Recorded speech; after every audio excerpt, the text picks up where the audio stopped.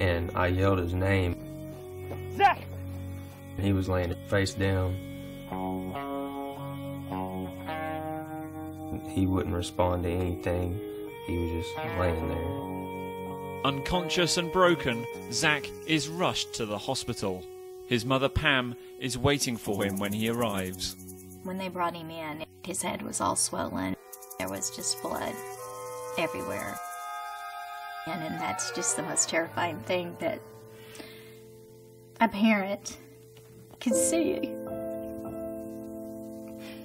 And they took him into the trauma room there, closed the door,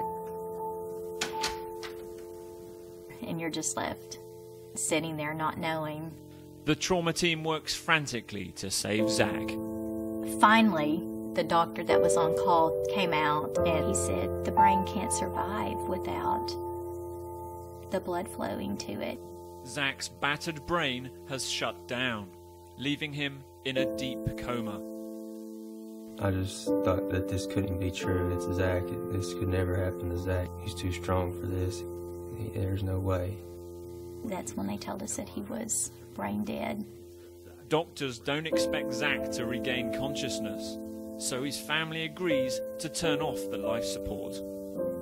If he couldn't be here, then he'd want to help somebody else out, because that's the kind of boy he is. They decide to harvest and donate his unharmed internal organs.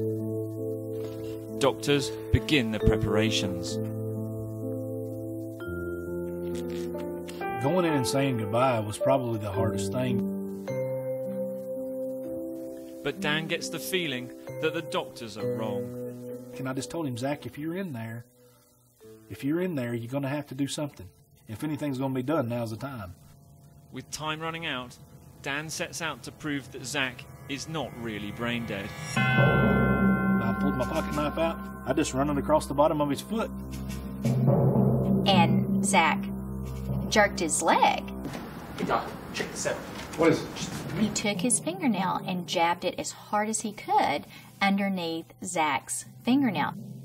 To put it bluntly, I'd inflicted some pain on him, because if you can't respond to pain, then you probably won't respond to anything. And when he did that, Zach jerked his hand clear across his body. This is no mere reflex. That second time, everybody's seen it. Zach's reaction means he's regaining brain activity, so the doctor immediately calls off the organ team.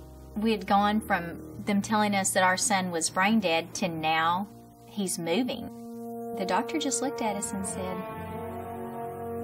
I have no explanation.